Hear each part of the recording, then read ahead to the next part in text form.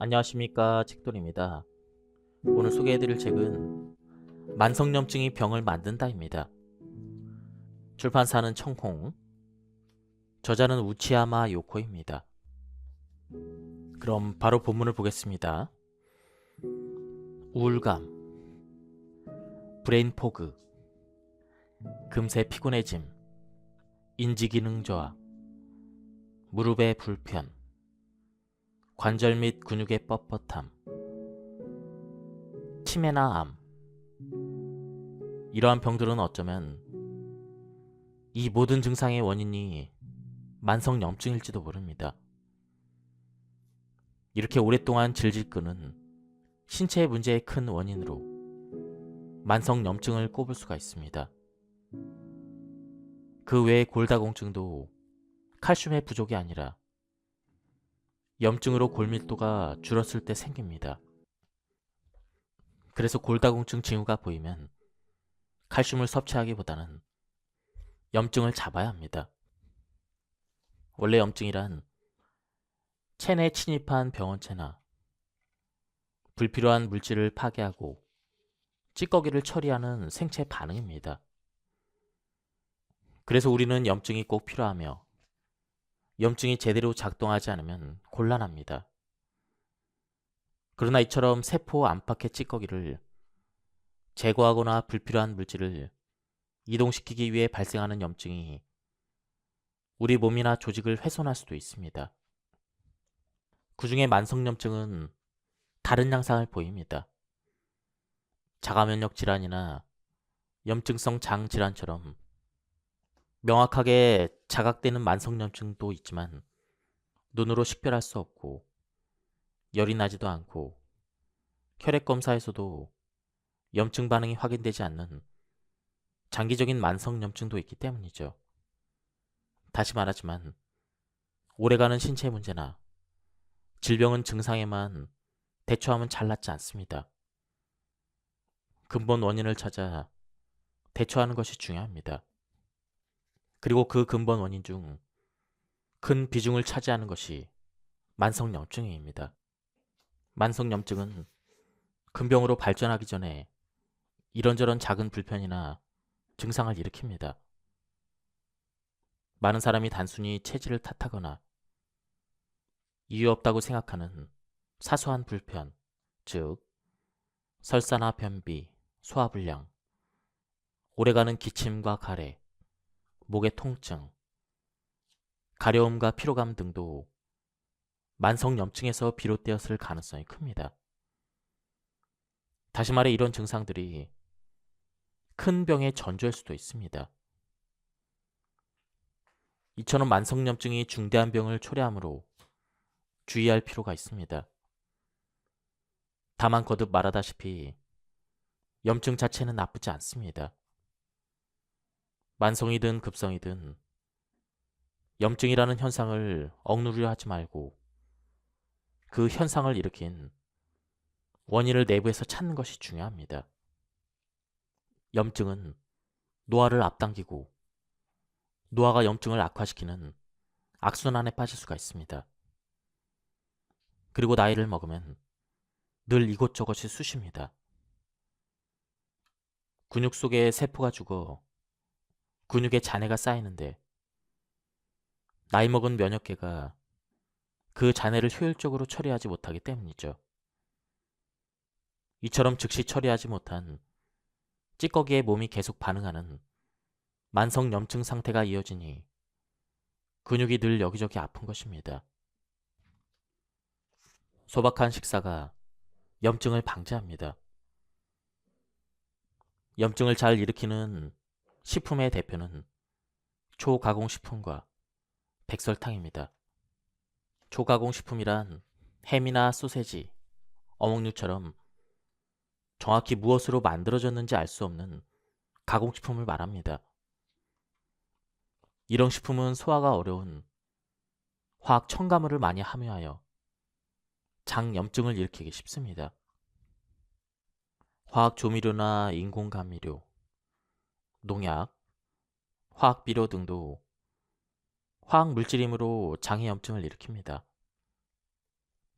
유전자 변형식품과 전이 지방산 등도 소화가 어려워 염증의 원인이 되죠. 설탕, 특히 미네랄 성분 등을 제거한 백설탕은 단백질과 결합하여 최종 당화산물을 생성하므로 염증의 원인이 됩니다. 특히 혈액 속에 당이 드러나는 당뇨병이 있으면 체중 당화산물도 많이 만들어지므로 전신의 혈관에 염증이 생겨서 동맥경화가 진행되기 쉽습니다. 게다가 이런 물질은 체내에서 이물질로 인식돼서 체내 면역세포의 공격 대상이 되므로 염증성 물질을 점점 더 많이 생성합니다. 앞서 말한 대로 밀가루나 유제품도 소화가 어려워 염증을 일으키기 쉬운 식품입니다. 그 외에 산화한 기름이나 식품도 염증을 일으키므로 튀김을 피하는 것이 좋습니다. 이렇게 식사법을 지도하면 먹을 게 없다라고 말을 하는 환자가 있습니다. 평소에 아무렇지도 않게 먹던 음식을 전부 피하라고 하니 당황스러울 수도 있습니다. 그러나 관점을 조금 바꾸면 여전히 먹을 것이 많습니다. 각종 채소와 해조류, 질 좋은 육류나 생선, 달걀과 콩, 밥과 뿌리채소, 메밀가루. 이런 식품은 염증을 잘 일으키지 않습니다. 질 좋은 재료를 구하려면 돈이 조금 더 들겠지만 어쨌든 고기와 생선은 안심하고 먹어도 됩니다. 본래 입은 먹거나 말하는 기관이므로 숨은 코로 쉬어야 정상입니다. 그래서 코는 안쪽이 복잡한 동굴처럼 생겼습니다. 그래서 공기를 적당히 데우고 촉촉하게 만들어 점액과 섬으로 이물을 걸러내게 되어 있습니다. 코로 호흡하면 공기를 가습하고 정화해서 목과 몸에 부담을 주지 않는 그러한 효과를 발휘하는 동시에 병원체 등을 배제할 수 있습니다. 하지만 입으로 호흡하면 차거나 건조한 공기가 목에 곧바로 들어오는 데다 병원체 등도 걸러지지 않습니다. 그러면 림프구가 감당하지 못해 상인두염에 걸리기 쉽습니다. 입속도 건조해져서 잡균이 잘 번식하므로 나중에 설명할 치은염이나 충치 등도 생기기 쉽습니다. 따라서 의식적으로 입을 다물어야 합니다. 말을 많이 하는 사람, 노래하는 사람, 스포츠 선수 등은 특히 입으로 호흡하기 쉬우므로 더 신경을 써야 합니다. 아이들도 입이 잘 벌어져서 입으로 호흡하기 쉬우니 코로 호흡을 하도록 잘 지도해야 합니다. 야간에는 입 중앙에 종이 반창고 등을 세로로 붙여서 자는 동안 입이 벌어지지 않도록 해야 합니다. 그러면 수면 중 입 호흡을 방지하는 데 도움이 됩니다.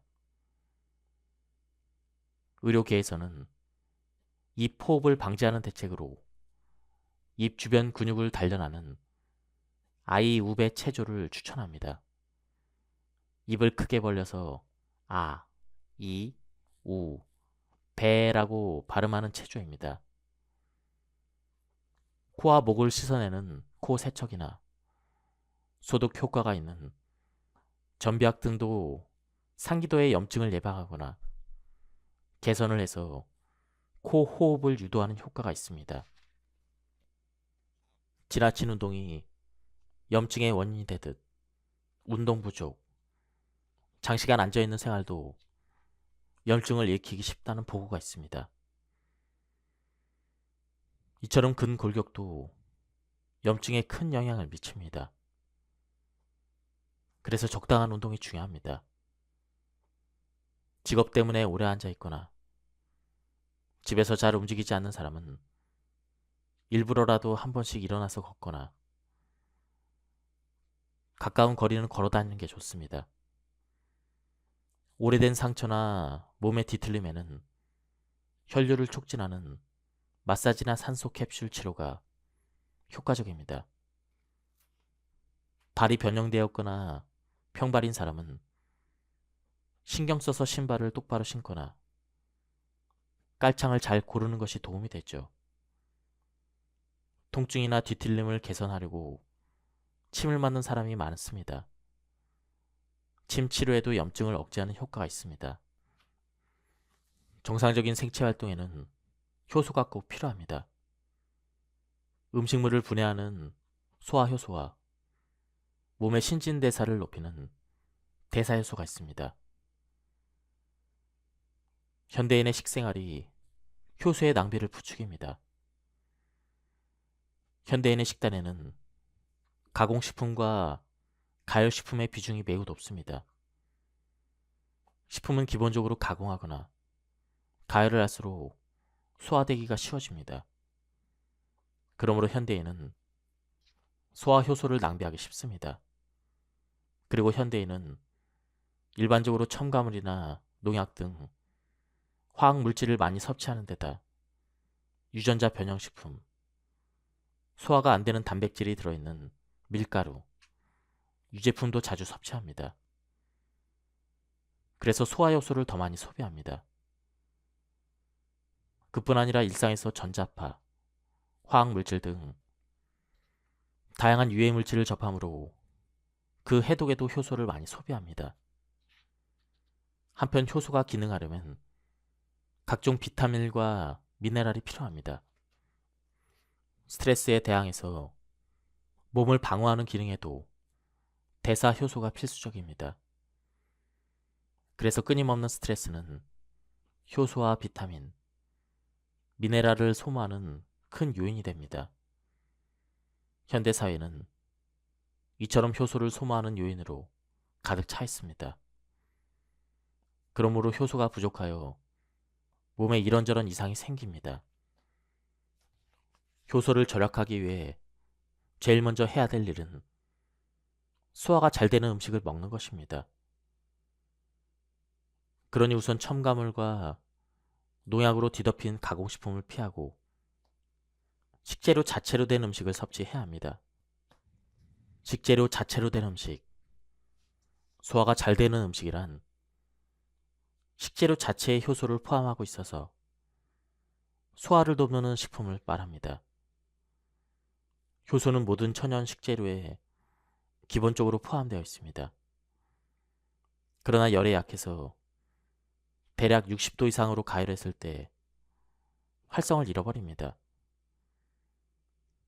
따라서 가열되지 않은 식품을 많이 먹어야 합니다.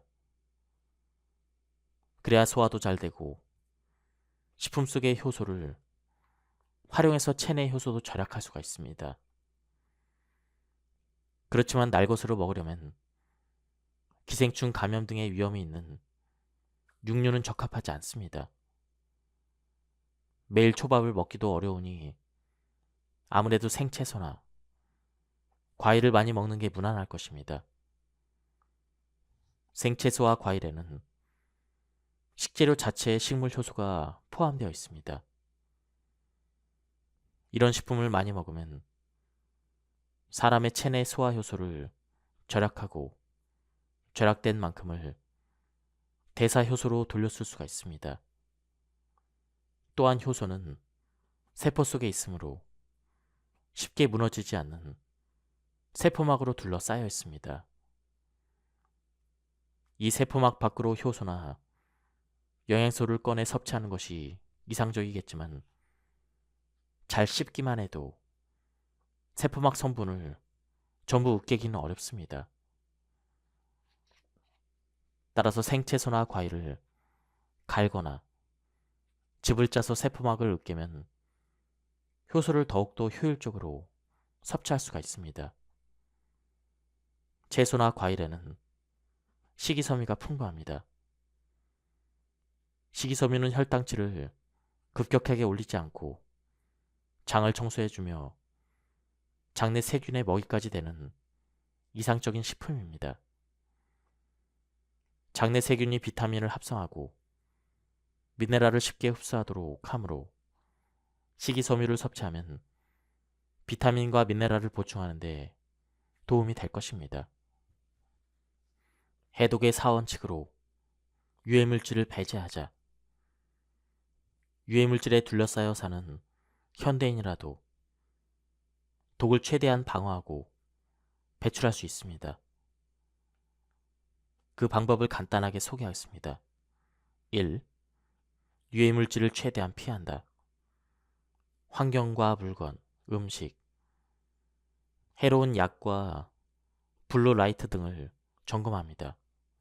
그리고 이러한 것들을 최대한 줄입니다. 2. 유해물질이 침입하기 어려운 몸을 만듭니다. 식생활 개선 등으로 피부와 목, 장의 장벽 기능을 강화하고 몸의 염증을 진정시킵니다. 3. 해독이 잘 되는 몸을 만듭니다. 그렇게 하려면 다음을 실천해야 합니다. 스트레스와 수면을 관리해서 독의 배출을 돕습니다. 대사 효소의 활성도를 높입니다. 해독에 도움이 되는 비타민과 미네랄을 섭취합니다. 몸을 약 알칼리성으로 유지합니다. 유해물질은 대부분 산성입니다. 하지만 우리 몸은 기본적으로 약 알칼리성이라 유해물질이 많아져 산성이 되면 해독이 어렵습니다. 따라서 생채소와 매실장아찌 등 알칼리성 식품을 많이 먹고 백설탕과 가공식품 등 산성식품을 줄여서 해독이 잘 되는 약 알칼리성 몸을 만들어야 합니다. 림프의 흐름을 개선한다. 노폐물과 유해물질을 배출하는 림프의 흐름을 개선해야 합니다. 그러기 위해서는 적당한 운동과 전신 마사지로 림프의 흐름을 촉진해야 합니다. 땀을 흘린다. 땀으로 몸을 해독할 수 있다고 알려져 있습니다. 적당한 운동이나 입욕, 원적외선 사우나 등으로 몸을 천천히 데우면 땀이 날 것입니다. 죽욕도 효과적입니다. 또 입욕할 때 따뜻한 물에 소금이나 미네랄을 넣으면 땀이 더 잘 나고 독의 배출도 원활해집니다. 입욕은 몸을 데워줄 뿐 아니라 수압으로 전신을 부드럽게 지압하며 혈액의 흐름을 촉진하므로 독을 빨리 배출하는 데 도움이 됩니다. 사고방식을 바꿔서 자신에게 맞는 방법으로 스트레스를 관리한다.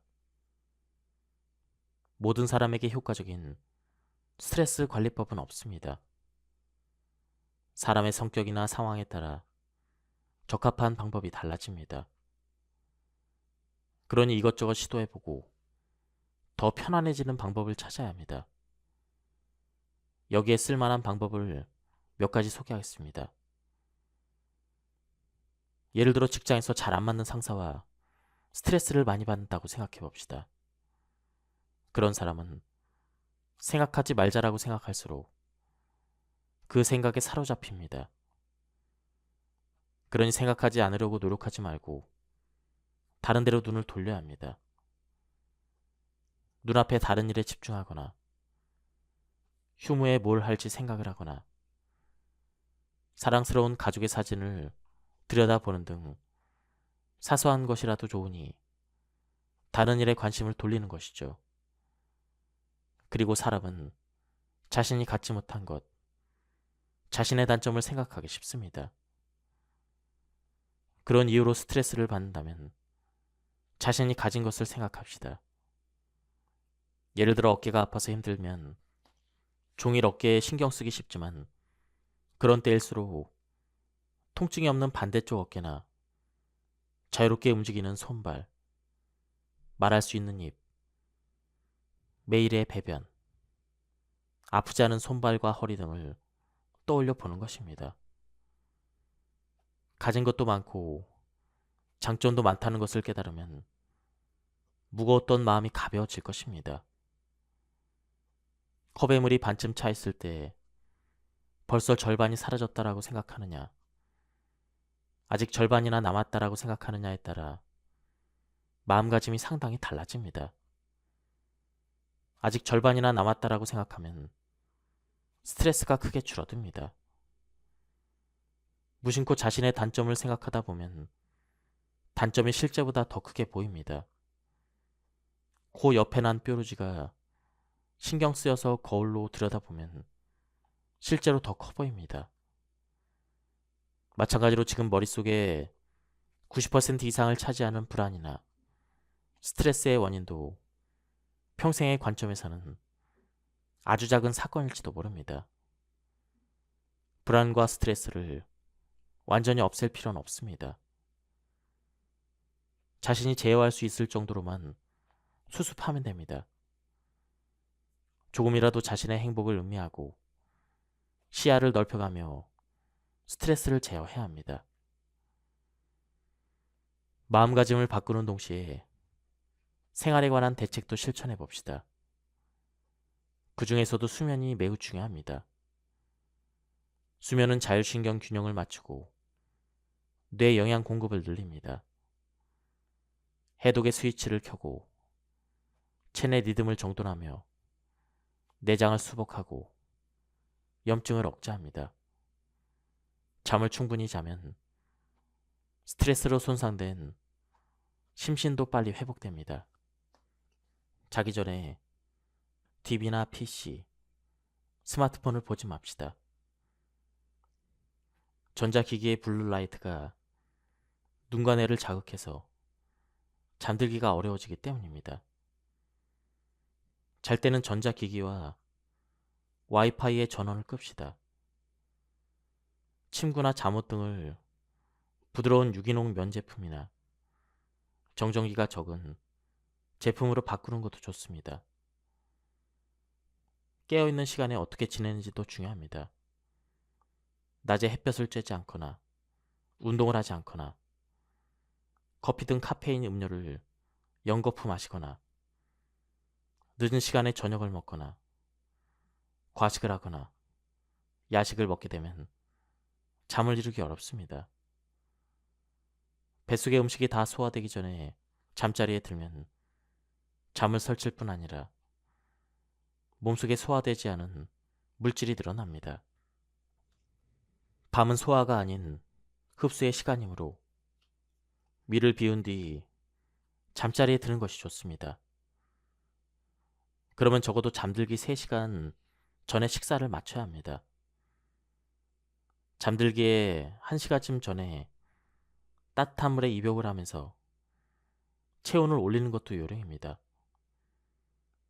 체온이 올랐다가 천천히 내릴 때 부교감신경이 우위가 되면서 졸음이 오기 때문입니다. 야간에는 격렬한 운동을 추천하지 않습니다. 교감신경 우위가 돼서 정신이 또렷해지므로 잠이 오지 않기 때문입니다. 운동을 한다면 가벼운 스트레칭 등을 천천히 하는 게 좋습니다. 부교감신경과 교감신경의 균형을 조정하려면 손톱 뿌리를 자극하는 손톱 비비기, 손톱 뿌리의 양쪽 구석을 다른 쪽 손가락 사이에 끼워서 비비는 것이죠. 그리고 몸에 따뜻한 물과 찬물을 번갈아 끼얹는 온냉 샤워, 마른 천으로 전신을 문지르는 건포 마찰도 효과적입니다. 천천히 심호흡을 하며 전신에 산소를 골고루 보내봅시다. 이것들은 자율신경의 균형을 맞추면서 혈류를 촉진하고 림프의 흐름도 개선해서 스트레스에 대항할 수 있는 몸을 만드는 방법입니다. 낮 동안의 적당한 운동도 자율신경의 균형을 맞추고 혈류를 늘려서 몸의 구석구석까지 산소를 보내고 대사를 활성화하는 데 도움이 됩니다. 그러나 격렬한 운동을 너무 많이 하면 몸에 해로운 활성산소가 늘어나 몸이 염증 체질로 변하니 주의를 해야 합니다. 그래도 격렬한 스포츠를 좋아하거나 꼭 해야 되는 상황이라면 운동이 끝난 후에 심신을 잘 가라앉히십시다. 항산화 물질이 많은 무농약 생채소, 과일과 수분 등 염증을 가라앉히는 식품을 적극적으로 섭취하는 것이 좋습니다. 당질을 극단적으로 제한하면 건강을 해칠 수가 있습니다. 당질 제한식이 정말로 몸에 좋은지 어떤 사람에게 적합한지 궁금해하는 사람이 많을 것입니다. 실제로 사람에 따라 또 방식에 따라 당질 제한식으로 건강을 회복하는 사람이 많습니다. 원래 당질을 과도하게 섭취했던 사람이 당질을 느슨하게 제한하고 설탕을 좀 더 엄격하게 제한한다면 몸 상태가 개선될 것입니다.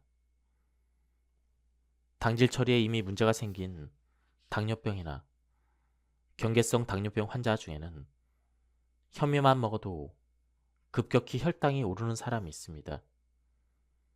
그런 사람도 당질 제한식에 가까운 식단으로 당질 섭취 방식을 조절하는 것이 효과적이죠. 그러나 건강한 사람에게 당질을 엄격히 제한하라고 권하는 것은 극단적이고 잘못된 것입니다. 어떤 당질이든 대량의 백설탕처럼 악질이라고 단정하는 것도 오류입니다. 당질을 극단적으로 제한하거나 몸을 망치는 사람도 있습니다. 특히 고기나 단백질을 잘 소화하지 못하는 사람은 당질 제한식을 실천하다가 체내 미소화 물질이 늘어날 위험이 큽니다. 음식을 소화하려면 에너지가 필요합니다. 그런데 당질을 섭취하지 않으면 그럴 에너지가 없어 오히려 염증이 발생할 수 있습니다. 또한 당질 제한식은 혈당을 내리는 효과는 있지만 다른 병에는 악영향을 미칠 수가 있습니다. 실제로 당질 제한식을 계속하다가 동맥경화가 진행된 환자도 있습니다. 당질 제한식이 모든 사람에게 적합하지는 않다는 사실, 방식에 따라 몸에 해로울 수 있다는 사실을 잊어서는 안 됩니다. 당연한 말이지만 오직 당질만 섭취하면 비만이나 영양장애가 발생합니다. 옛날 사람들은 섭취하는 영양소 중 당질의 비중이 매우 높았지만 운동량이 지금과는 비교가 되지 않을 만큼 매우 많았습니다.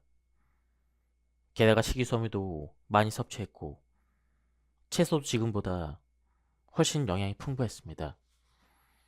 그런 식단으로도 문제가 없었습니다. 어차피 고기와 생선을 입수하기가 어려웠을 테니 다행한 일입니다. 현대 문명 사회에 사는 우리는 옛날 사람들보다 운동을 훨씬 덜 합니다. 그런데도 당질을 옛날 사람들만큼 섭취하면 어떻게 될까요? 운동량에 비해서 당질을 너무 많이 섭취하는 사람이 많이 있을 것입니다. 그런 사람에게는 당질 제한이 적합할 것입니다. 그러나 모든 당질을 제한하는 것은 좋지 않습니다. 당질에도 다양한 종류가 있기 때문입니다. 밥 한 공기에는 각설탕 몇 개가 해당한다는 식으로 당질의 양을 표기할 때가 많습니다. 그러나 각설탕과 밥의 당질은 그렇게 단순히 비교할 수 없습니다. 각설탕의 재료인 백설탕은 염증을 일으키는 대표적인 물질로서 해로운 최종 당화산물을 생성하는 데다 혈당치를 급격히 올리는 등 수많은 피해를 줍니다. 그 외에도 콘시럽 등 액상과당과 인공 감미료 같은 그러한 당질들은 최대한 제한하는 것이 좋습니다.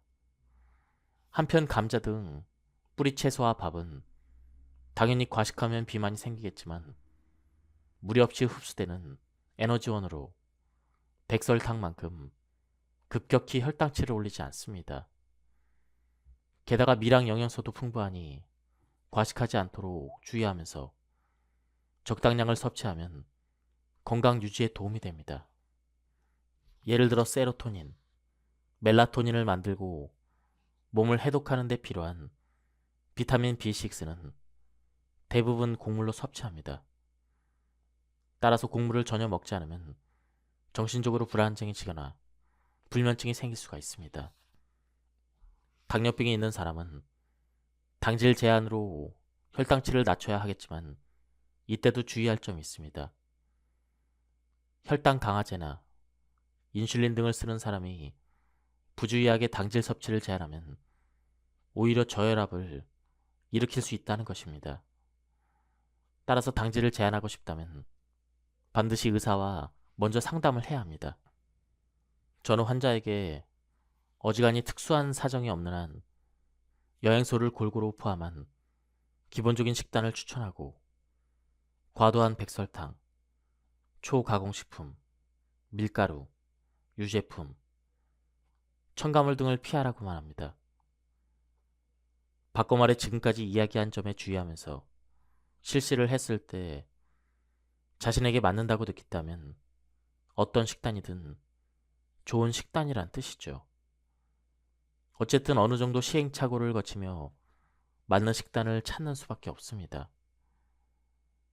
한동안 실천해보고 상태가 나빠졌다고 생각되면 쉬거나 조종하거나 다른 식단으로 바꿔가며 자신에게 적합한 식단을 찾아 나섭니다.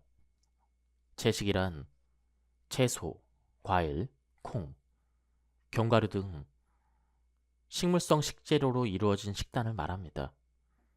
그리고 이런 식단을 실천하는 사람을 일반적으로 채식주의자라 합니다. 채식을 한다고 하면 얼핏 건강한 식생활을 영위하는 듯 생각되겠지만 실제로 채식은 영양 부족의 원인이 될 수가 있습니다. 잘못된 방식으로 실천하면 다양한 영양 장애를 일으킬 수 있으니 주의가 필요합니다. 영양소 중에 동물성 식품에만 포함된 것이 있는데 그 중에서도 특히 중요한 것이 비타민 B12와 철입니다.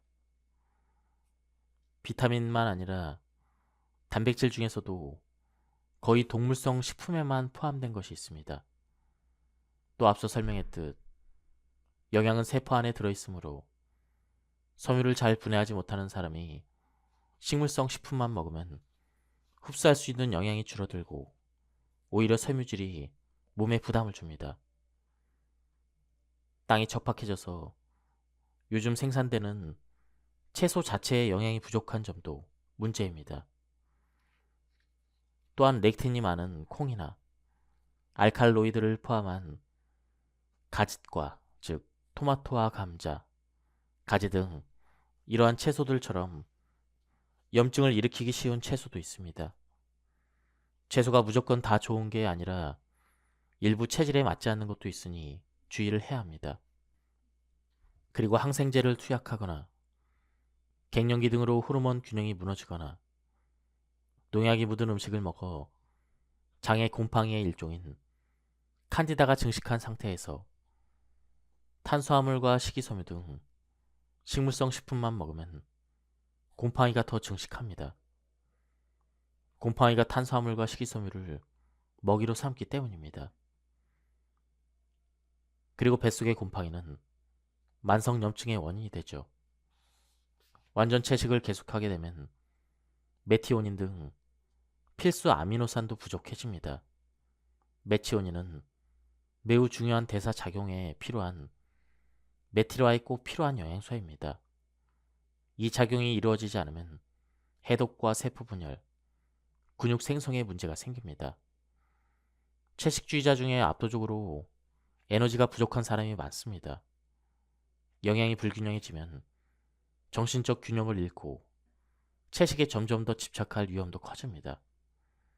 채식하는 사람에게는 섭식 장애도 종종 일어납니다. 채식주의자가 되려 하지 않았지만 자연스럽게 채식을 시작했다는 사람도 있습니다. 들어보니 채소와 밥, 절임과 청국장, 두부 된장국만 먹는다고 합니다. 얼핏 건강한 식생활 같지만 더 자세히 들여다보니 사실은 고기와 튀김을 먹을 때마다 속이 더부룩해지고 음식이 계속 소화되지 않은 채 뱃속에 남아있게 돼서 채소만 먹게 되었다는 것입니다. 그런 사람은 위산이 잘 분비되지 않을 가능성이 있습니다.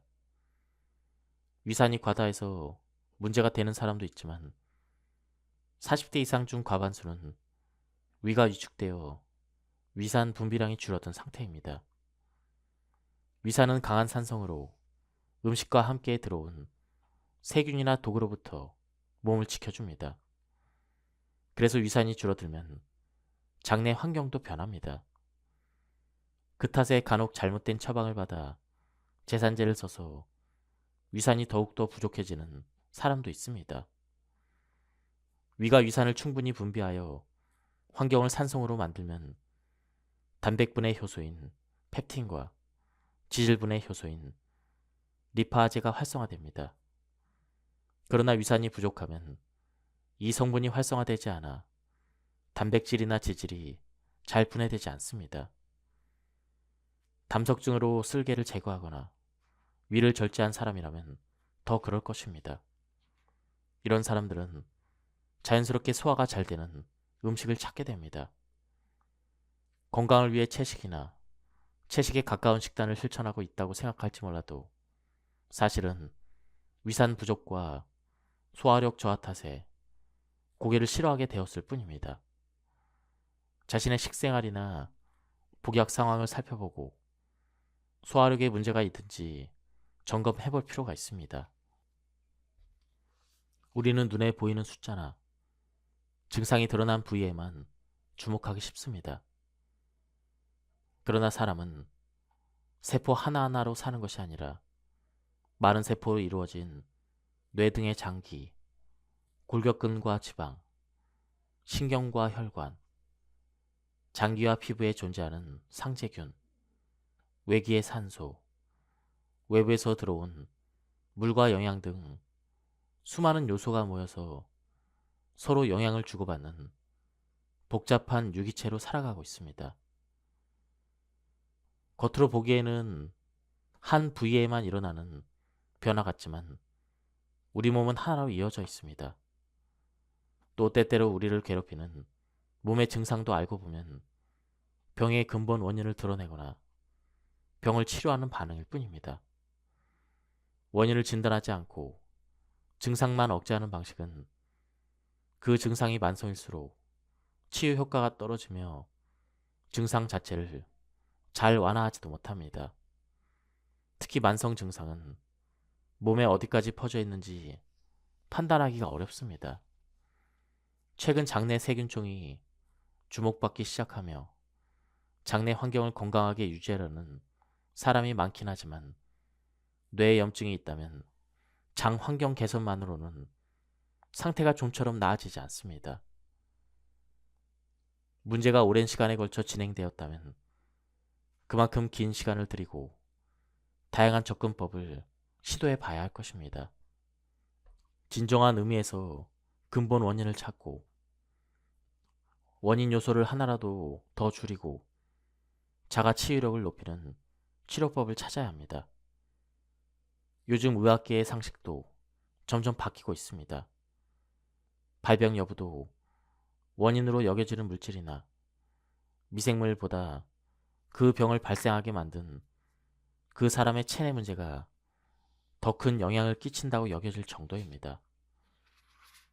단순히 부족한 영양을 보충하고 감염 원인, 미생물을 약으로 죽이고 과도하게 쌓인 물질을 즉시 배출시키는 방식은 만성적인 증상이 있는 사람에게는 오히려 부담을 주어 증상을 악화시킬 수 있다는 사실을 잊지 마시길 바랍니다.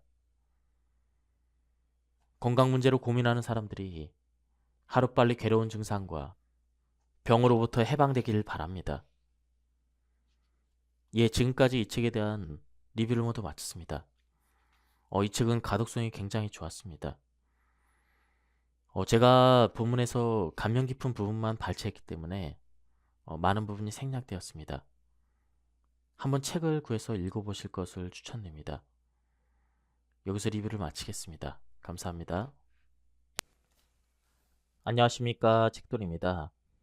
오늘 소개해드릴 책은 만성염증이 병을 만든다입니다. 출판사는 청홍, 저자는 우치야마 요코입니다. 그럼 바로 본문을 보겠습니다. 우울감, 브레인 포그, 금세 피곤해짐, 인지기능 저하, 무릎의 불편, 관절 및 근육의 뻣뻣함, 치매나 암. 이러한 병들은 어쩌면 이 모든 증상의 원인이 만성염증일지도 모릅니다. 이렇게 오랫동안 질질 끄는 신체 문제의 큰 원인으로 만성염증을 꼽을 수가 있습니다. 그 외에 골다공증도 칼슘의 부족이 아니라 염증으로 골밀도가 줄었을 때 생깁니다. 그래서 골다공증 징후가 보이면 칼슘을 섭취하기보다는 염증을 잡아야 합니다. 원래 염증이란 체내에 침입한 병원체나 불필요한 물질을 파괴하고 찌꺼기를 처리하는 생체 반응입니다. 그래서 우리는 염증이 꼭 필요하며 염증이 제대로 작동하지 않으면 곤란합니다. 그러나 이처럼 세포 안팎의 찌꺼기를 제거하거나 불필요한 물질을 이동시키기 위해 발생하는 염증이 우리 몸이나 조직을 훼손할 수도 있습니다. 그중에 만성염증은 다른 양상을 보입니다. 자가면역 질환이나 염증성 장 질환처럼 명확하게 자각되는 만성염증도 있지만 눈으로 식별할 수 없고 열이 나지도 않고 혈액 검사에서도 염증 반응이 확인되지 않는 장기적인 만성염증도 있기 때문이죠. 다시 말하지만 오래가는 신체 문제나 질병은 증상에만 대처하면 잘 낫지 않습니다. 근본 원인을 찾아 대처하는 것이 중요합니다. 그리고 그 근본 원인 중 큰 비중을 차지하는 것이 만성염증입니다. 만성염증은 큰 병으로 발전하기 전에 이런저런 작은 불편이나 증상을 일으킵니다. 많은 사람이 단순히 체질을 탓하거나 이유 없다고 생각하는 사소한 불편, 즉 설사나 변비, 소화불량, 오래가는 기침과 가래, 목의 통증, 가려움과 피로감 등도 만성염증에서 비롯되었을 가능성이 큽니다. 다시 말해 이런 증상들이 큰 병의 전조일 수도 있습니다. 이처럼 만성염증이 중대한 병을 초래하므로 주의할 필요가 있습니다. 다만 거듭 말하다시피 염증 자체는 나쁘지 않습니다. 만성이든 급성이든 염증이라는 현상을 억누르려 하지 말고 그 현상을 일으킨 원인을 내부에서 찾는 것이 중요합니다. 염증은 노화를 앞당기고 노화가 염증을 악화시키는 악순환에 빠질 수가 있습니다. 그리고 나이를 먹으면 늘 이것저것이 쑤십니다. 근육 속에 세포가 죽어 근육에 잔해가 쌓이는데 나이 먹은 면역계가 그 잔해를 효율적으로 처리하지 못하기 때문이죠. 이처럼 즉시 처리하지 못한 찌꺼기에 몸이 계속 반응하는 만성염증 상태가 이어지니 근육이 늘 여기저기 아픈 것입니다. 소박한 식사가 염증을 방지합니다. 염증을 잘 일으키는 식품의 대표는 초가공식품과 백설탕입니다. 초가공식품이란 햄이나 소세지, 어묵류처럼 정확히 무엇으로 만들어졌는지 알 수 없는 가공식품을 말합니다. 이런 식품은 소화가 어려운 화학 첨가물을 많이 함유하여 장염증을 일으키기 쉽습니다. 화학 조미료나 인공 감미료, 농약, 화학 비료 등도 화학 물질이므로 장해염증을 일으킵니다. 유전자 변형식품과 전이 지방산 등도 소화가 어려워 염증의 원인이 되죠. 설탕, 특히 미네랄 성분 등을 제거한 백설탕은 단백질과 결합하여 최종 당화산물을 생성하므로 염증의 원인이 됩니다. 특히 혈액 속에 당이 드러나는 당뇨병이 있으면 체중 당화 산물도 많이 만들어지므로 전신의 혈관에 염증이 생겨서 동맥경화가 진행되기 쉽습니다. 게다가 이런 물질은 체내에서 이물질로 인식돼서 체내 면역세포의 공격 대상이 되므로 염증성 물질을 점점 더 많이 생성합니다. 앞서 말한 대로 밀가루나 유제품도 소화가 어려워 염증을 일으키기 쉬운 식품입니다. 그 외에 산화한 기름이나 식품도 염증을 일으키므로 튀김을 피하는 것이 좋습니다. 이렇게 식사법을 지도하면 먹을 게 없다라고 말을 하는 환자가 있습니다. 평소에 아무렇지도 않게 먹던 음식을 전부 피하라고 하니 당황스러울 수도 있습니다. 그러나 관점을 조금 바꾸면 여전히 먹을 것이 많습니다. 각종 채소와 해조류, 질 좋은 육류나 생선, 달걀과 콩, 밥과 뿌리채소, 메밀가루. 이런 식품은 염증을 잘 일으키지 않습니다. 질 좋은 재료를 구하려면 돈이 조금 더 들겠지만 어쨌든 고기와 생선은 안심하고 먹어도 됩니다. 본래 입은 먹거나 말하는 기관이므로 숨은 코로 쉬어야 정상입니다. 그래서 코는 안쪽이 복잡한 동굴처럼 생겼습니다. 그래서 공기를 적당히 데우고 촉촉하게 만들어 점액과 섬으로 이물을 걸러내게 되어 있습니다. 코로 호흡하면 공기를 가습하고 정화해서 목과 몸에 부담을 주지 않는 그러한 효과를 발휘하는 동시에 병원체 등을 배제할 수 있습니다. 하지만 입으로 호흡하면 차거나 건조한 공기가 목에 곧바로 들어오는 데다 병원체 등도 걸러지지 않습니다. 그러면 림프구가 감당하지 못해 상인두염에 걸리기 쉽습니다. 입속도 건조해져서 잡균이 잘 번식하므로 나중에 설명할 치은염이나 충치 등도 생기기 쉽습니다. 따라서 의식적으로 입을 다물어야 합니다. 말을 많이 하는 사람, 노래하는 사람, 스포츠 선수 등은 특히 입으로 호흡하기 쉬우므로 더 신경을 써야 합니다. 아이들도 입이 잘 벌어져서 입으로 호흡하기 쉬우니 코로 호흡을 하도록 잘 지도해야 합니다. 야간에는 입 중앙에 종이 반창고 등을 세로로 붙여서 자는 동안 입이 벌어지지 않도록 해야 합니다. 그러면 수면 중 입 호흡을 방지하는 데 도움이 됩니다. 의료계에서는 입 호흡을 방지하는 대책으로 입 주변 근육을 단련하는 아이 우배 체조를 추천합니다. 입을 크게 벌려서 아, 이, 우, 배라고 발음하는 체조입니다.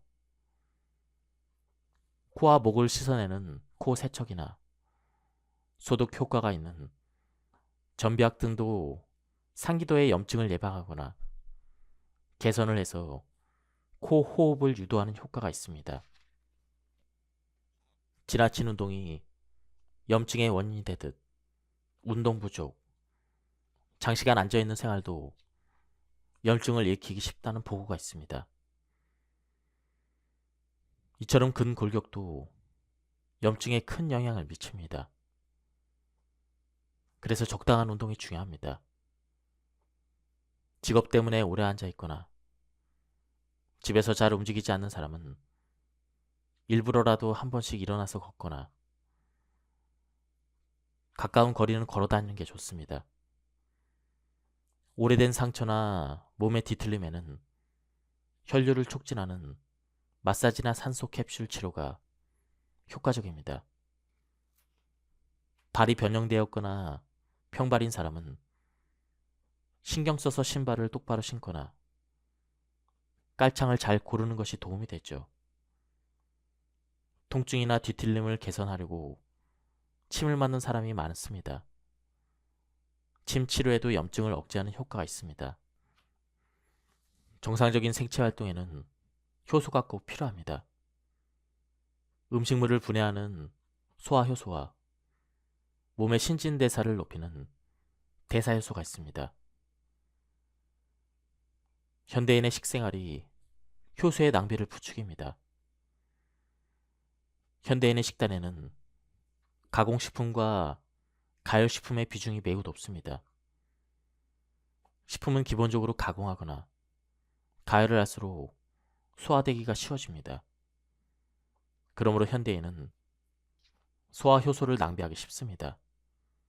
그리고 현대인은 일반적으로 첨가물이나 농약 등 화학물질을 많이 섭취하는 데다 유전자 변형식품, 소화가 안 되는 단백질이 들어있는 밀가루, 유제품도 자주 섭취합니다. 그래서 소화효소를 더 많이 소비합니다. 그뿐 아니라 일상에서 전자파, 화학물질 등 다양한 유해물질을 접함으로 그 해독에도 효소를 많이 소비합니다. 한편 효소가 기능하려면 각종 비타민과 미네랄이 필요합니다. 스트레스에 대항해서 몸을 방어하는 기능에도 대사 효소가 필수적입니다. 그래서 끊임없는 스트레스는 효소와 비타민, 미네랄을 소모하는 큰 요인이 됩니다. 현대사회는 이처럼 효소를 소모하는 요인으로 가득 차 있습니다. 그러므로 효소가 부족하여 몸에 이런저런 이상이 생깁니다. 효소를 절약하기 위해 제일 먼저 해야 될 일은 소화가 잘 되는 음식을 먹는 것입니다. 그러니 우선 첨가물과 농약으로 뒤덮인 가공식품을 피하고 식재료 자체로 된 음식을 섭취해야 합니다. 식재료 자체로 된 음식, 소화가 잘 되는 음식이란 식재료 자체의 효소를 포함하고 있어서 소화를 돕는 식품을 말합니다. 효소는 모든 천연 식재료에 기본적으로 포함되어 있습니다. 그러나 열에 약해서 대략 60도 이상으로 가열했을 때 활성을 잃어버립니다. 따라서 가열되지 않은 식품을 많이 먹어야 합니다. 그래야 소화도 잘 되고 식품 속의 효소를 활용해서 체내 효소도 절약할 수가 있습니다. 그렇지만 날것으로 먹으려면 기생충 감염 등의 위험이 있는 육류는 적합하지 않습니다. 매일 초밥을 먹기도 어려우니 아무래도 생채소나 과일을 많이 먹는 게 무난할 것입니다. 생채소와 과일에는 식재료 자체에 식물 효소가 포함되어 있습니다. 이런 식품을 많이 먹으면 사람의 체내 소화 효소를 절약하고 절약된 만큼을 대사 효소로 돌려쓸 수가 있습니다. 또한 효소는 세포 속에 있으므로 쉽게 무너지지 않는 세포막으로 둘러싸여 있습니다. 이 세포막 밖으로 효소나 영양소를 꺼내 섭취하는 것이 이상적이겠지만 잘 씹기만 해도 세포막 성분을 전부 으깨기는 어렵습니다. 따라서 생채소나 과일을 갈거나 즙을 짜서 세포막을 으깨면 효소를 더욱더 효율적으로 섭취할 수가 있습니다. 채소나 과일에는 식이섬유가 풍부합니다. 식이섬유는 혈당치를 급격하게 올리지 않고 장을 청소해주며 장내 세균의 먹이까지 되는 이상적인 식품입니다. 장내 세균이 비타민을 합성하고 미네랄을 쉽게 흡수하도록 하므로 식이섬유를 섭취하면 비타민과 미네랄을 보충하는 데 도움이 될 것입니다. 해독의 사원칙으로 유해물질을 배제하자. 유해물질에 둘러싸여 사는 현대인이라도 독을 최대한 방어하고 배출할 수 있습니다. 그 방법을 간단하게 소개하겠습니다. 1. 유해물질을 최대한 피한다. 환경과 물건, 음식, 해로운 약과 블루라이트 등을 점검합니다. 그리고 이러한 것들을 최대한 줄입니다. 2. 유해물질이 침입하기 어려운 몸을 만듭니다. 식생활 개선 등으로 피부와 목, 장의 장벽 기능을 강화하고 몸의 염증을 진정시킵니다. 3. 해독이 잘 되는 몸을 만듭니다. 그렇게 하려면 다음을 실천해야 합니다. 스트레스와 수면을 관리해서 독의 배출을 돕습니다. 대사 효소의 활성도를 높입니다. 해독에 도움이 되는 비타민과 미네랄을 섭취합니다. 몸을 약 알칼리성으로 유지합니다. 유해물질은 대부분 산성입니다. 하지만 우리 몸은 기본적으로 약 알칼리성이라 유해물질이 많아져 산성이 되면 해독이 어렵습니다. 따라서 생채소와 매실장아찌 등 알칼리성 식품을 많이 먹고 백설탕과 가공식품 등 산성식품을 줄여서 해독이 잘 되는 약 알칼리성 몸을 만들어야 합니다. 림프의 흐름을 개선한다. 노폐물과 유해물질을 배출하는 림프의 흐름을 개선해야 합니다. 그러기 위해서는 적당한 운동과 전신 마사지로 림프의 흐름을 촉진해야 합니다. 땀을 흘린다. 땀으로 몸을 해독할 수 있다고 알려져 있습니다. 적당한 운동이나 입욕, 원적외선 사우나 등으로 몸을 천천히 데우면 땀이 날 것입니다. 죽욕도 효과적입니다. 또 입욕할 때 따뜻한 물에 소금이나 미네랄을 넣으면 땀이 더 잘 나고 독의 배출도 원활해집니다. 입욕은 몸을 데워줄 뿐 아니라 수압으로 전신을 부드럽게 지압하며 혈액의 흐름을 촉진하므로 독을 빨리 배출하는 데 도움이 됩니다. 사고방식을 바꿔서 자신에게 맞는 방법으로 스트레스를 관리한다. 모든 사람에게 효과적인 스트레스 관리법은 없습니다. 사람의 성격이나 상황에 따라 적합한 방법이 달라집니다. 그러니 이것저것 시도해보고 더 편안해지는 방법을 찾아야 합니다. 여기에 쓸만한 방법을 몇 가지 소개하겠습니다. 예를 들어 직장에서 잘 안 맞는 상사와 스트레스를 많이 받는다고 생각해 봅시다. 그런 사람은 생각하지 말자라고 생각할수록 그 생각에 사로잡힙니다. 그러니 생각하지 않으려고 노력하지 말고 다른 데로 눈을 돌려야 합니다. 눈앞에 다른 일에 집중하거나 휴무에 뭘 할지 생각을 하거나 사랑스러운 가족의 사진을 들여다보는 등 사소한 것이라도 좋으니 다른 일에 관심을 돌리는 것이죠. 그리고 사람은 자신이 갖지 못한 것, 자신의 단점을 생각하기 쉽습니다. 그런 이유로 스트레스를 받는다면 자신이 가진 것을 생각합시다. 예를 들어 어깨가 아파서 힘들면 종일 어깨에 신경 쓰기 쉽지만 그런 때일수록 통증이 없는 반대쪽 어깨나 자유롭게 움직이는 손발, 말할 수 있는 입, 매일의 배변, 아프지 않은 손발과 허리 등을 떠올려 보는 것입니다. 가진 것도 많고 장점도 많다는 것을 깨달으면 무거웠던 마음이 가벼워질 것입니다. 컵에 물이 반쯤 차 있을 때 벌써 절반이 사라졌다라고 생각하느냐, 아직 절반이나 남았다라고 생각하느냐에 따라 마음가짐이 상당히 달라집니다. 아직 절반이나 남았다라고 생각하면 스트레스가 크게 줄어듭니다. 무심코 자신의 단점을 생각하다 보면 단점이 실제보다 더 크게 보입니다. 코 옆에 난 뾰루지가 신경 쓰여서 거울로 들여다보면 실제로 더 커 보입니다.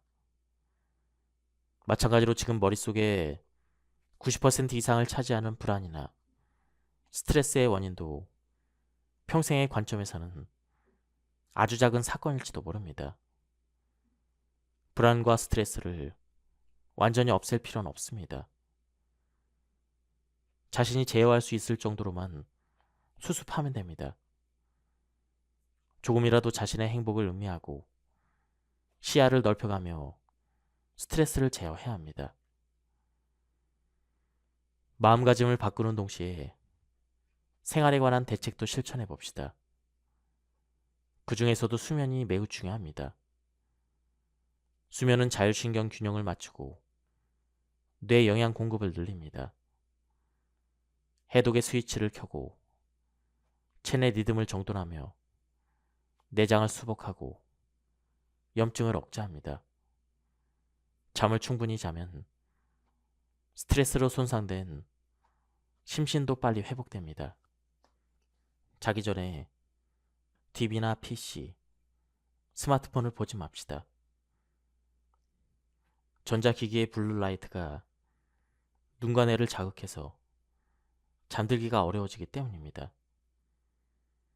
잘 때는 전자기기와 와이파이의 전원을 끕시다. 침구나 잠옷 등을 부드러운 유기농 면 제품이나 정전기가 적은 제품으로 바꾸는 것도 좋습니다.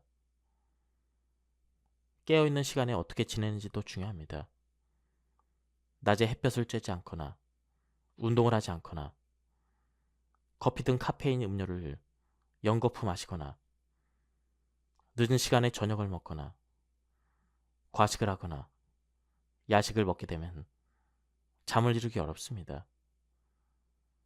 뱃속의 음식이 다 소화되기 전에 잠자리에 들면 잠을 설칠 뿐 아니라 몸속에 소화되지 않은 물질이 늘어납니다.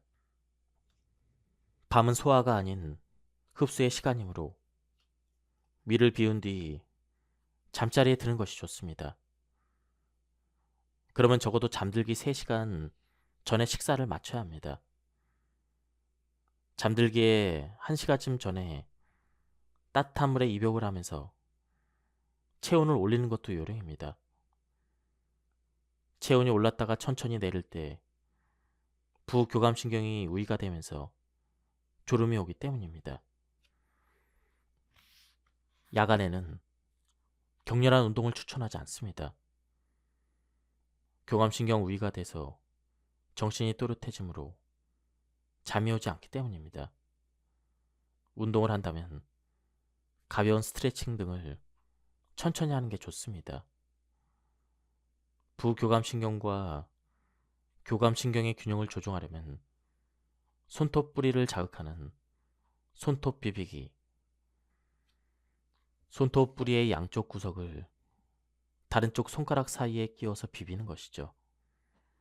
그리고 몸에 따뜻한 물과 찬물을 번갈아 끼얹는 온냉 샤워, 마른 천으로 전신을 문지르는 건포 마찰도 효과적입니다. 천천히 심호흡을 하며 전신에 산소를 골고루 보내봅시다. 이것들은 자율신경의 균형을 맞추면서 혈류를 촉진하고 림프의 흐름도 개선해서 스트레스에 대항할 수 있는 몸을 만드는 방법입니다. 낮 동안의 적당한 운동도 자율신경의 균형을 맞추고 혈류를 늘려서 몸의 구석구석까지 산소를 보내고 대사를 활성화하는 데 도움이 됩니다. 그러나 격렬한 운동을 너무 많이 하면 몸에 해로운 활성산소가 늘어나 몸이 염증 체질로 변하니 주의를 해야 합니다. 그래도 격렬한 스포츠를 좋아하거나 꼭 해야 되는 상황이라면 운동이 끝난 후에 심신을 잘 가라앉히십시다. 항산화 물질이 많은 무농약 생채소, 과일과 수분 등 염증을 가라앉히는 식품을 적극적으로 섭취하는 것이 좋습니다. 당질을 극단적으로 제한하면 건강을 해칠 수가 있습니다.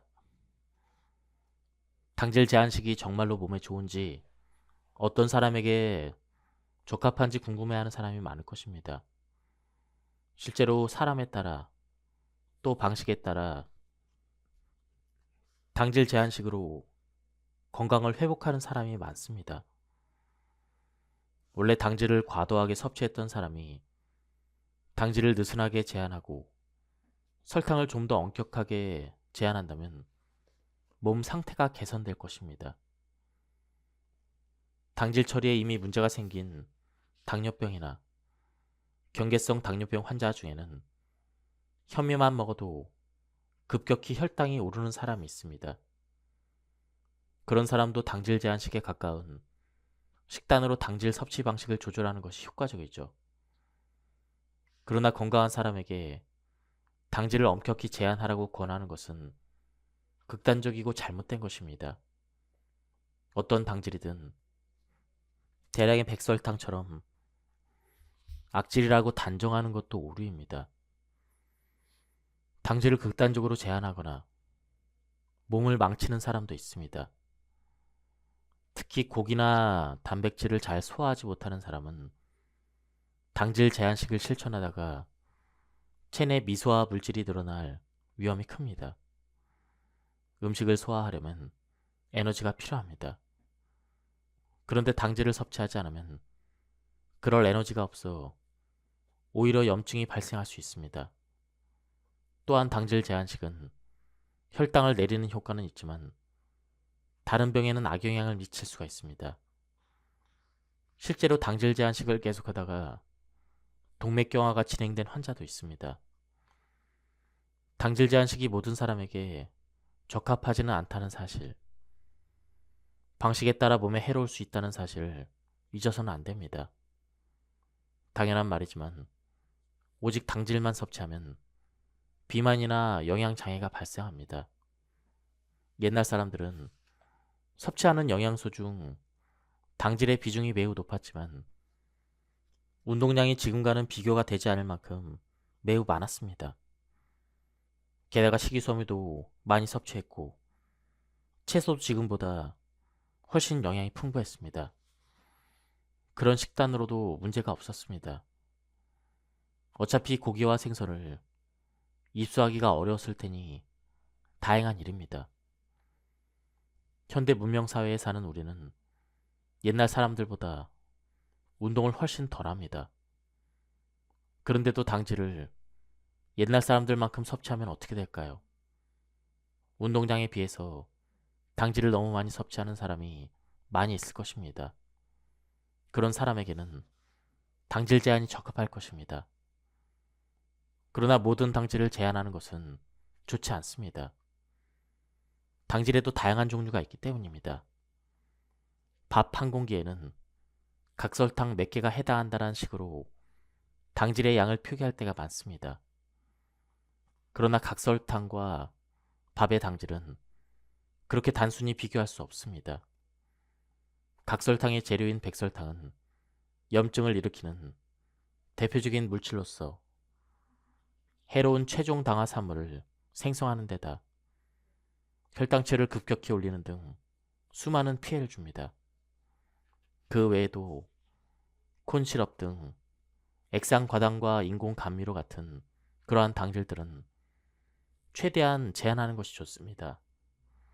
한편 감자 등 뿌리채소와 밥은 당연히 과식하면 비만이 생기겠지만 무리 없이 흡수되는 에너지원으로 백설탕만큼 급격히 혈당치를 올리지 않습니다.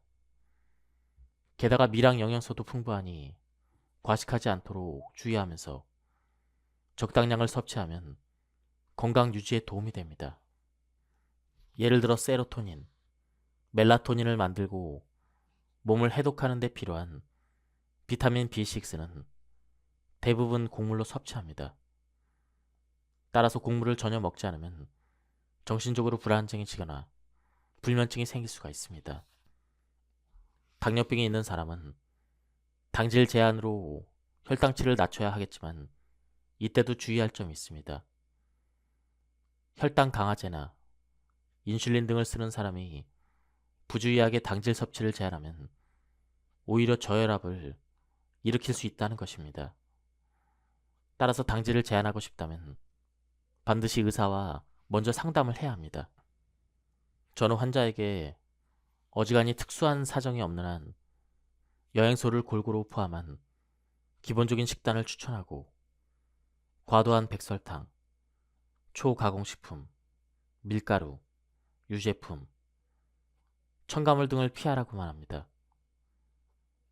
바꿔 말해 지금까지 이야기한 점에 주의하면서 실시를 했을 때 자신에게 맞는다고 느낀다면 어떤 식단이든 좋은 식단이란 뜻이죠. 어쨌든 어느 정도 시행착오를 거치며 맞는 식단을 찾는 수밖에 없습니다. 한동안 실천해보고 상태가 나빠졌다고 생각되면 쉬거나 조종하거나 다른 식단으로 바꿔가며 자신에게 적합한 식단을 찾아 나섭니다. 채식이란 채소, 과일, 콩, 견과류 등 식물성 식재료로 이루어진 식단을 말합니다. 그리고 이런 식단을 실천하는 사람을 일반적으로 채식주의자라 합니다. 채식을 한다고 하면 얼핏 건강한 식생활을 영위하는 듯 생각되겠지만 실제로 채식은 영양 부족의 원인이 될 수가 있습니다. 잘못된 방식으로 실천하면 다양한 영양 장애를 일으킬 수 있으니 주의가 필요합니다. 영양소 중에 동물성 식품에만 포함된 것이 있는데 그 중에서도 특히 중요한 것이 비타민 B12와 철입니다.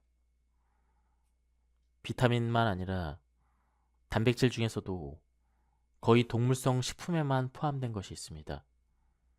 또 앞서 설명했듯 영양은 세포 안에 들어있으므로 섬유를 잘 분해하지 못하는 사람이 식물성 식품만 먹으면 흡수할 수 있는 영양이 줄어들고 오히려 섬유질이 몸에 부담을 줍니다. 땅이 척박해져서 요즘 생산되는 채소 자체의 영양이 부족한 점도 문제입니다.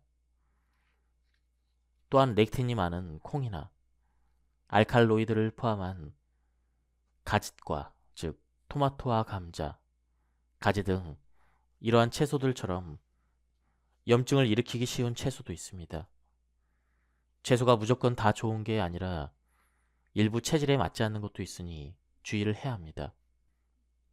그리고 항생제를 투약하거나 갱년기 등으로 호르몬 균형이 무너지거나 농약이 묻은 음식을 먹어 장의 곰팡이의 일종인 칸디다가 증식한 상태에서 탄수화물과 식이섬유 등 식물성 식품만 먹으면 곰팡이가 더 증식합니다. 곰팡이가 탄수화물과 식이섬유를 먹이로 삼기 때문입니다. 그리고 뱃속의 곰팡이는 만성염증의 원인이 되죠. 완전 채식을 계속하게 되면 메티오닌 등 필수 아미노산도 부족해집니다.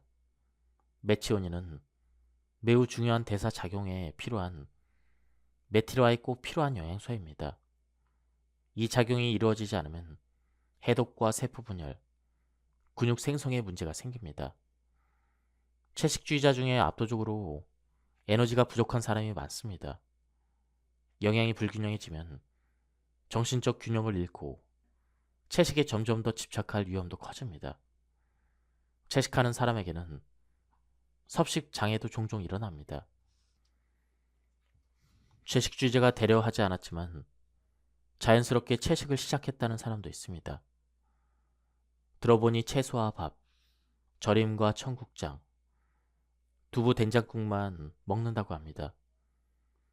얼핏 건강한 식생활 같지만 더 자세히 들여다보니 사실은 고기와 튀김을 먹을 때마다 속이 더부룩해지고 음식이 계속 소화되지 않은 채 뱃속에 남아있게 돼서 채소만 먹게 되었다는 것입니다. 그런 사람은 위산이 잘 분비되지 않을 가능성이 있습니다. 위산이 과다해서 문제가 되는 사람도 있지만 40대 이상 중 과반수는 위가 위축되어 위산 분비량이 줄어든 상태입니다. 위산은 강한 산성으로 음식과 함께 들어온 세균이나 독으로부터 몸을 지켜줍니다. 그래서 위산이 줄어들면 장내 환경도 변합니다. 그 탓에 간혹 잘못된 처방을 받아 제산제를 써서 위산이 더욱더 부족해지는 사람도 있습니다. 위가 위산을 충분히 분비하여 환경을 산성으로 만들면 단백분의 효소인 펩틴과 지질분의 효소인 리파아제가 활성화됩니다. 그러나 위산이 부족하면 이 성분이 활성화되지 않아 단백질이나 지질이 잘 분해되지 않습니다. 담석증으로 쓸개를 제거하거나 위를 절제한 사람이라면 더 그럴 것입니다. 이런 사람들은 자연스럽게 소화가 잘 되는 음식을 찾게 됩니다. 건강을 위해 채식이나 채식에 가까운 식단을 실천하고 있다고 생각할지 몰라도 사실은 위산 부족과 소화력 저하 탓에 고기를 싫어하게 되었을 뿐입니다. 자신의 식생활이나 복약 상황을 살펴보고 소화력에 문제가 있든지 점검해 볼 필요가 있습니다. 우리는 눈에 보이는 숫자나 증상이 드러난 부위에만 주목하기 쉽습니다. 그러나 사람은 세포 하나하나로 사는 것이 아니라 많은 세포로 이루어진 뇌 등의 장기, 골격근과 지방, 신경과 혈관, 장기와 피부에 존재하는 상세균, 외기의 산소, 외부에서 들어온 물과 영양 등 수많은 요소가 모여서 서로 영향을 주고받는 복잡한 유기체로 살아가고 있습니다. 겉으로 보기에는 한 부위에만 일어나는 변화 같지만 우리 몸은 하나로 이어져 있습니다. 또 때때로 우리를 괴롭히는 몸의 증상도 알고 보면 병의 근본 원인을 드러내거나 병을 치료하는 반응일 뿐입니다. 원인을 진단하지 않고 증상만 억제하는 방식은 그 증상이 만성일수록 치유 효과가 떨어지며 증상 자체를 잘 완화하지도 못합니다. 특히 만성 증상은 몸에 어디까지 퍼져 있는지 판단하기가 어렵습니다. 최근 장내 세균종이 주목받기 시작하며 장내 환경을 건강하게 유지하려는 사람이 많긴 하지만 뇌에 염증이 있다면 장 환경 개선만으로는 상태가 좀처럼 나아지지 않습니다. 문제가 오랜 시간에 걸쳐 진행되었다면 그만큼 긴 시간을 들이고 다양한 접근법을 시도해 봐야 할 것입니다. 진정한 의미에서 근본 원인을 찾고 원인 요소를 하나라도 더 줄이고 자가 치유력을 높이는 치료법을 찾아야 합니다. 요즘 의학계의 상식도 점점 바뀌고 있습니다. 발병 여부도 원인으로 여겨지는 물질이나 미생물보다 그 병을 발생하게 만든 그 사람의 체내 문제가 더 큰 영향을 끼친다고 여겨질 정도입니다. 단순히 부족한 영양을 보충하고 감염 원인, 미생물을 약으로 죽이고 과도하게 쌓인 물질을 즉시 배출시키는 방식은 만성적인 증상이 있는 사람에게는 오히려 부담을 주어 증상을 악화시킬 수 있다는 사실을 잊지 마시길 바랍니다. 건강 문제로 고민하는 사람들이 하루빨리 괴로운 증상과 병으로부터 해방되길 바랍니다. 예, 지금까지 이 책에 대한 리뷰를 모두 마쳤습니다. 이 책은 가독성이 굉장히 좋았습니다. 제가 본문에서 감명 깊은 부분만 발췌했기 때문에 많은 부분이 생략되었습니다. 한번 책을 구해서 읽어보실 것을 추천드립니다. 여기서 리뷰를 마치겠습니다. 감사합니다.